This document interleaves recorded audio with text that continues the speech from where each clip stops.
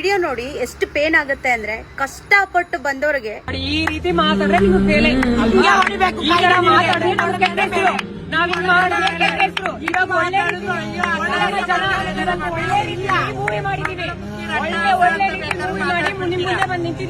ಈಗ ಥಿಯೇಟರ್ ಇಲ್ಲ, ನಾವ್ ಹಿಂಗ್ ಬಂದು ನಿಮ್ ಮುಂದೆ ಹೊಡೆದು ನಿಂತ್ಕೊಂಡು ಮಾತಾಡ್ರೆ ಇಲ್ಲಿ ನಮಗ್ ಕೆಟ್ಟ ಹೆಸರು.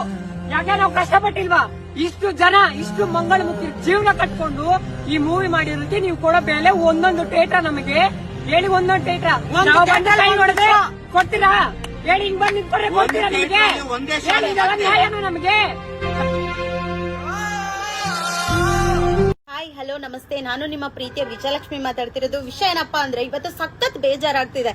ಏನಕ್ಕೆ ಬೇಜಾರಾಗ್ತಿದೆ ಅಂದ್ರೆ, ಇವತ್ತು ಶಿವಲೀಲಾ ಮೂವಿ ರಿಲೀಸ್ ಆಗುತ್ತೆ.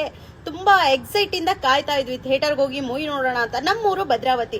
ನಮ್ ಭದ್ರಾವತಿಯಲ್ಲಿ ಅಂತೂ ಥಿಯೇಟರ್ ಇದೆ, ಬಟ್ ಮೂವಿ ಅಂತೂ ಹಾಕಿಲ್ಲ.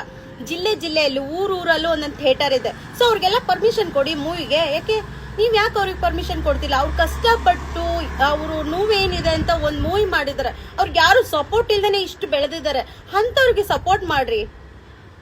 ವಾರದ ಕೆಳಗೆ BMTC ನಮ್ಮ ಸಾರಿಗೆ ಮಿನಿಸ್ಟರ್ ಹತ್ರ ಹೋಗಿ ಲೆಟರ್ ಕೇಳಿದಾಗ ಲೆಟರ್ಗೆ ಸೈನ್ ಮಾಡಿ ಕೊಟ್ಬಿಟ್ರೆ, ನೀವು ತಗೊಂಡು ಹೋಗ್ರಿ ಅಂತ. ತಗೊಂಡು ಹೋಗಿ MD ಹತ್ರ ಕೊಟ್ರೆ 8 ದಿನ ಆದ್ರೂ ಇನ್ನು ಪರ್ಮಿಷನ್ ಕೊಟ್ಟಿಲ್ಲ. ಅದೇ ಯಾವನಾದ್ರೂ ಸೂಟು ಬೂಟ್ ಹಾಕೊಂಡು ಹೋಗ್ಲಿ, ಸೂಟು ಬೂಟ್ ಹಾಕೊಂಡು ಹೋದ ತಕ್ಷಣ 20 ನಿಮಿಷದಲ್ಲೇ ಸೈನ್ ಮಾಡಿ ಸಾಕ್ತಿರಲ್ಲ. ಯಾಕೆ? ಅವ್ರೇನ್ ಲಂಚ ಕೊಡ್ತಾರ ಅಥವಾ ದುಡ್ಡು ಕೊಡ್ತಾರ? ನಾವ್ ಕೊಡೋದಿಲ್ಲ ಅಂತಾನ? ನಮಗ್ ಮರ್ಯಾದಿಲ್ವಾ? ಅಲ್ಲ ರೀ, ಅರ್ಧನಾರೀಶ್ವರನ ದೇವರಂತ ಪೂಜೆ ಮಾಡ್ತೀರಲ್ಲ ನೀವು.